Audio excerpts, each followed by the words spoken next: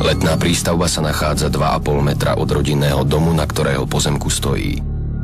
Do miestnosti letnej prístavby sa vchádza cez jednokrídlové dvere. Na dverách sú bakelitové kľučky hnedej farby. Na prahu jednokrídlových dverí sa nachádza pestrofarebný koberec. Vo vzdialenosti 0,5 metra od prahu dverí leží prevrátená malá stolička.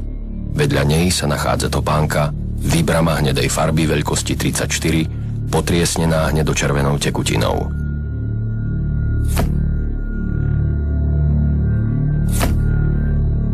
V drese sa nachádzajú detské šatočky a bábika bez nôh. Pri kredenci ležia pánske nohavice zelenej kaky farby potriesnené hnedočervenou tekutinou. Podlaha miestnosti je pokrytá linoleom, na ktorom je pestrofarebný koberec. Medzi kredencom a zdemolovanou lavicou sa na podlahe pri konferenčnom stolíku nachádza mŕtvolka dieťaťa, ležiaceho na chrbte. Nohy smerujú ku dverám. Pravá ruka je pokrčená v lakti a prekrížená k ľavému plecu. Ľavá ruka je vystretá, mierne odtiahnutá od tela. Pri chodidle pravej nohy detskej mŕtvolky ženského pohlavia sa nachádzajú vnútorné orgány ľudského tela. Mŕtvolka je pozdĺžne rozrezaná. V pravej spánkovej časti hlavy je značný defekt, hlava je zakrvavená. Na konferenčnom stolíku sa nachádzajú páskované tmavé trenírky, značne potriesnené hnedočervenou tekutinou. Vľavo od sporáku sa nachádza ďalšia mŕtvolka dieťaťa ženského pohlavia, ležiaca na chrbte, dolné končatiny smerujúce ku kredencu. Na značne zakrvavenej hlave sa nachádza rozsiahlý defekt. Pri chodidle pravej dolnej končatiny sa nachádza ľudské srdce. Pod pravou pazuchou ďalšie srdce, vedľa neho pľúca s jazykom a oblička previazaná červenou stuhou.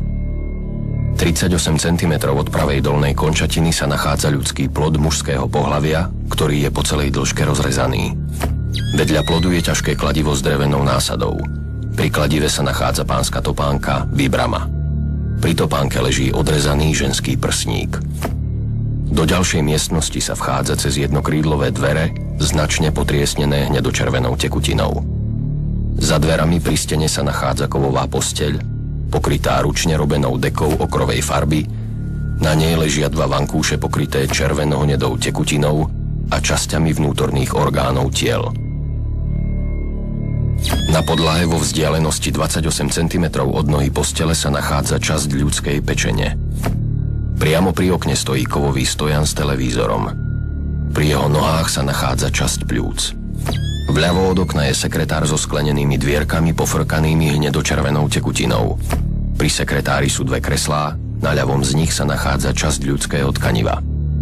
Medzi posteľou a sekretárom sa nachádza torzo ľudského tela ženského pohlavia v polohe na chrbte, nohy pokrčené, ruky rozhodené vedľa tela.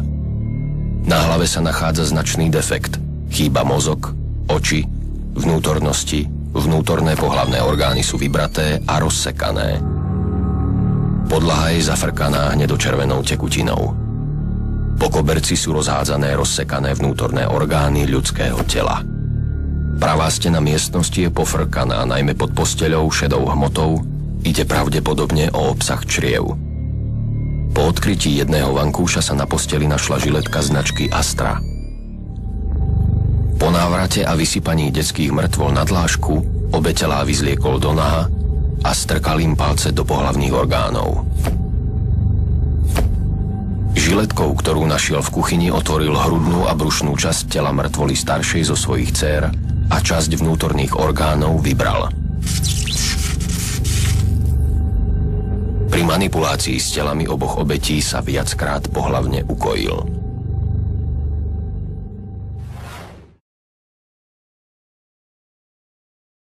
Všetko najlepšie do nového roka vám želá Azatoth Olol Corporation.